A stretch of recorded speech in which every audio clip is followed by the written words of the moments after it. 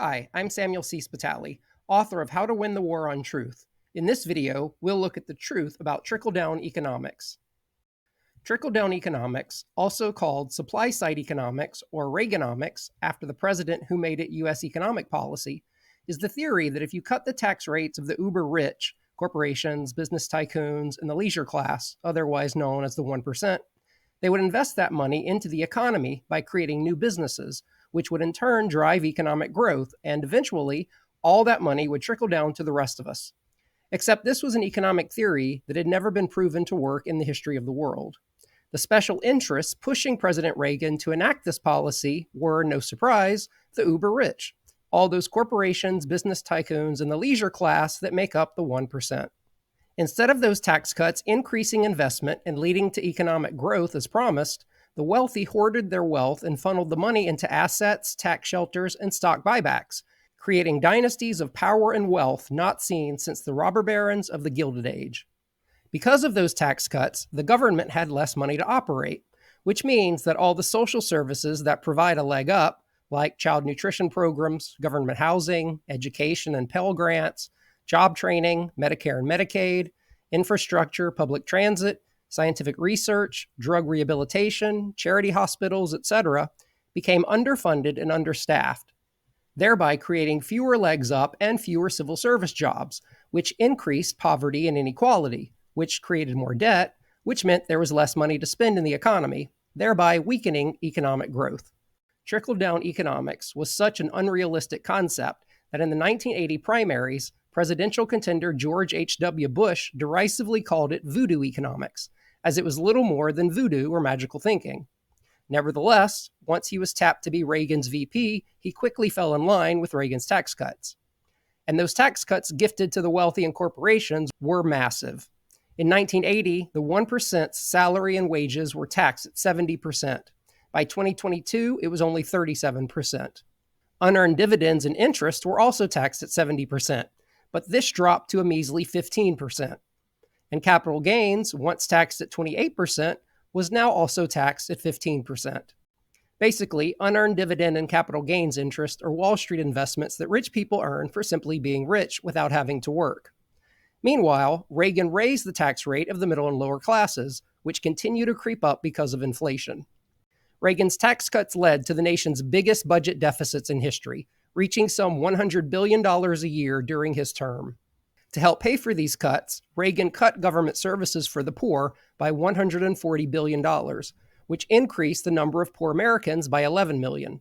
Just a few of his cuts include the Department of Housing and Urban Development's budget by 57%, women, infants, and children food programs by nearly 33%, with child nutrition programs cut by 42%, higher education spending cut by 25%, research into renewable energy by 90%, the Environmental Protection Agency by 33%, National Institute on Drug Abuse by 80%, public funding for job training by nearly 58%, legal services for the poor by 100%, Medicaid by $1 billion, USDA's grants to struggling rural communities by 69%, federal funding to U.S. cities from 22% of a city's budget to 6%, and unemployment insurance from 39 weeks to 26 weeks.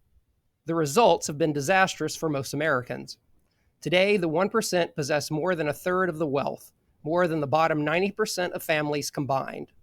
If modern incomes were distributed like they were before the implementation of Reaganomics, around $1 trillion more a year would go to the 99% instead of the 1%.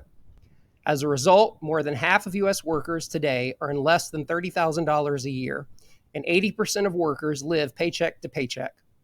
To make ends meet, Americans work nearly an extra month more than we did in 1980, yet the U.S. now has lower social mobility than Germany, Sweden, France, Canada, and China.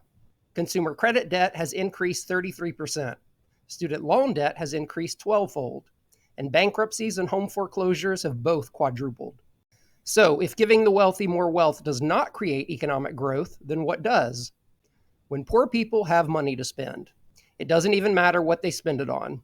Whether it's rent, groceries, drugs, alcohol, or sex workers, it all goes back into the economy, as all those landlords, drug dealers, and sex workers have to pay rent, buy groceries, and so on up the food chain. Billionaire Nick Hanauer said it best in a 2012 TED Talk. There can never be enough super rich people to power a great economy. The annual earnings of people like me are hundreds, if not thousands of times greater than those of the median Americans. But we don't buy hundreds or thousands of times more stuff. The typical billionaire doesn't buy thousands more pairs of pants or thousands more cars. I can't buy enough of any new clothes or cars to make up for the decreasing consumption of the vast majority of American families that are barely squeaking by. As it turns out, the wealthy are not the job creators we think they are. In fact, the term job creators was a branding initiative created by the wealthy and used by the politicians in their pocket to market the tax cuts to the American people. The real job creators are the middle class. At least 33% of new businesses are started with less than $5,000, while over 50% are started with less than $25,000. And 69% of new businesses are started at home. In the early 1980s, when Trickle Down Economics was being implemented, new companies made up 50% of U.S. businesses. By 2011, they were only 33%. Today, the rate of new businesses being founded has dropped by half.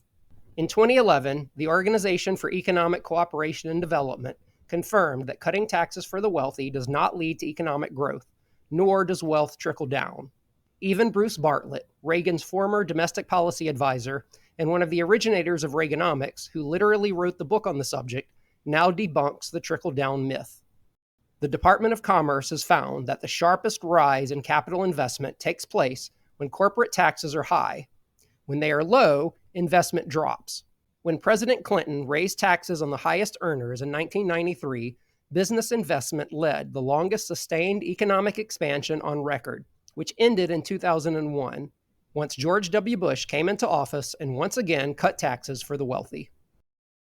To read more, check out my book, How to Win the War on Truth, and be sure to like and subscribe. Special thanks to Alan Wincup for the illustrations, and thank you for watching.